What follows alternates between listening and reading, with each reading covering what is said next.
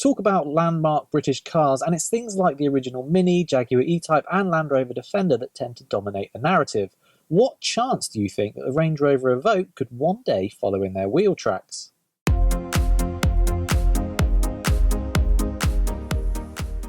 Just like those older cars, the original Evoque defined a new sector of the market, this time for ultra-fashionable SUVs, and it was a sales hit. In fact, Land Rover sold 750,000 examples of the Mark I Evoque, and as a result, expectations for this all-new model are sky high.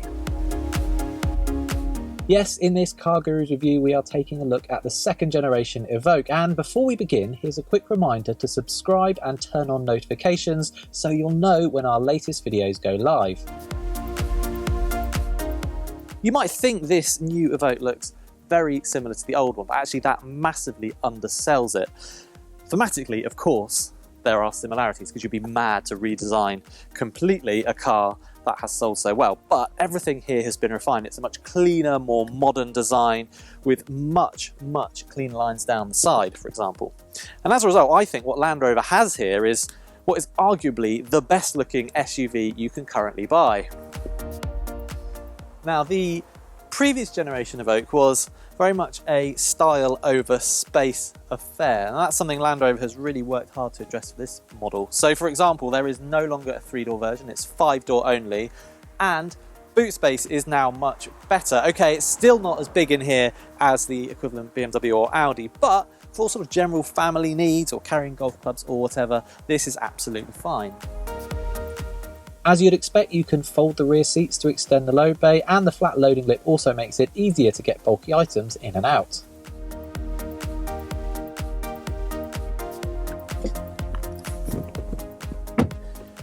In terms of exterior dimensions, this new Evoque is almost exactly the same as its predecessor, but Land Rover has stretched the wheelbase and it has fitted a new, more compact design of rear suspension. And what all that does is it frees up more interior space. So there's 2 centimetres more legroom here. That doesn't sound like much, but actually it's just enough to make this feel like a much roomier car. And it's wide enough back here that you can fit 3 people across.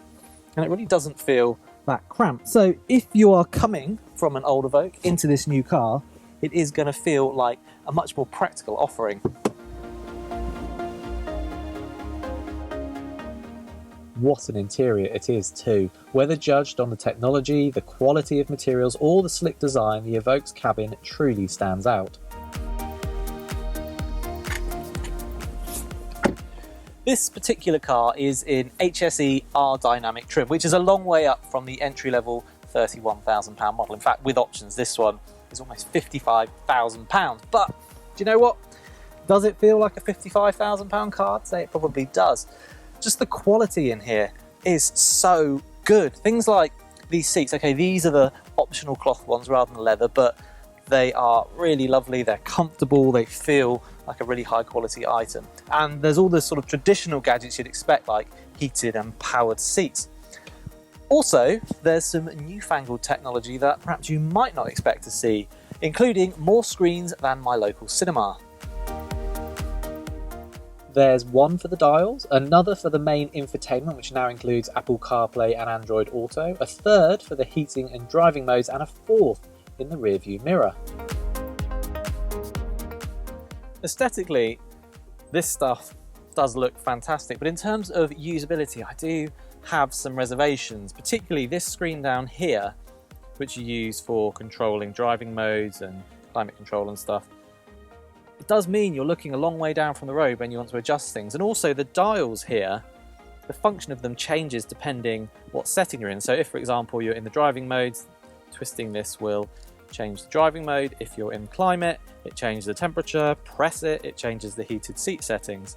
And as a result, you can be driving along quite happily and you twist this to adjust the temperature, and actually you find that what you've done is put it in snow and mud mode. I just think they've overcomplicated it.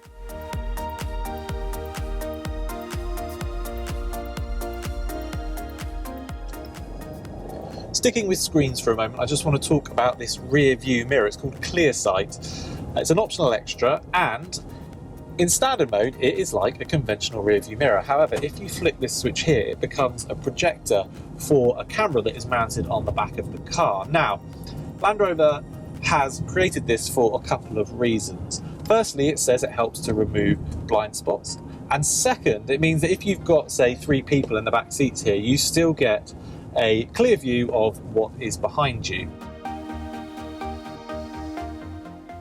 Now, I know people whose opinions I trust who think this is absolutely fantastic. Personally, it's really taken some adjustment to get used to it. I find that having to look forward and then glance in the mirror and not see the view that you're expecting and the depth of field and everything else, I found it really hard to focus on. It's been a couple of days now and I'm starting to get used to it, but I think it's definitely one of those options that you need to try before you buy. The Evoque is bursting with tech elsewhere too.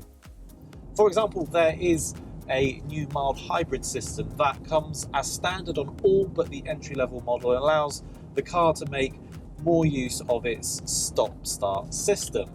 There's also various driving modes. There's dynamic and eco and comfort. Plus, because this car has Land Rover's terrain response 2 system, you also get various off-road driving modes. Now, on that subject, the Evoque is a very capable off-roader. It has good ground clearance, short overhangs, a super stiff chassis, and it can wade through water up to 60 centimetres deep. None of which, of course, the average Evoque owner is going to do. What they might be interested in, though, is what the car is like to drive on the road. The answer to which is very good, providing you are happy with an SUV that's geared more towards comfort and refinement than a sporty drive. Land Rover's engineers talk a lot about wanting this new Evoque to feel more like a junior Range Rover, which is why they put so much work into making the chassis stiffer than the old Evoque, for example, and also really improving rolling refinement. Now, this particular car is on adaptive dampers. They're £800, but they do a good job of just helping to smooth out the ride. This car rides really nicely, especially when you consider it's on 20-inch alloy wheels. It's also very quiet in here, which is obviously very much a Range Rover trait. What it isn't, though, is a particularly sporty car to drive, which again, you know, you're talking Range Rovers here, you're not expecting it to feel particularly sporty. It's not bad to drive, it's a very nice car to drive, but in terms of things like steering precision and feel through the wheel, it's not as good as, say, a Jaguar F-Pace. As for drivetrains, Land Rover currently offers petrol and diesel options with a plug-in hybrid to follow in 2020. This car is the P300 petrol. It's got a 2-litre, 4-cylinder turbocharged petrol engine with 300 horsepower, and it sends that power to all 4 wheels via this 9-speed automatic gearbox. Now, that is a good amount of power. It's enough to get this Evoque from 0 to 62 miles per hour in 6.6 seconds.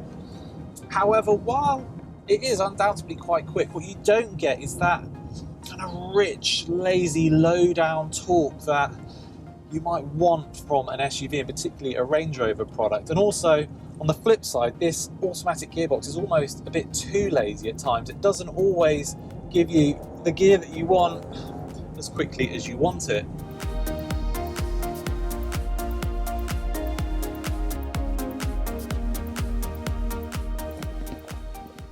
What's more, with the D180 we were getting around 35 miles per gallon, whereas this P300 has been doing 26, 27, maybe get close to 30 if you're very gentle, so running costs are going to be fairly high.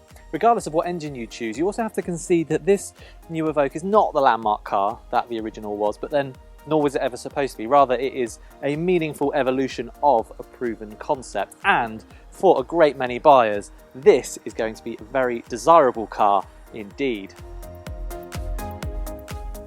What do you think of the Evoque? Let us know in the comments below, and please do hit the subscribe button and turn on those notifications. And remember, when it comes to searching for your next car, you can easily find great deals from top-rated dealers at cargurus.co.uk.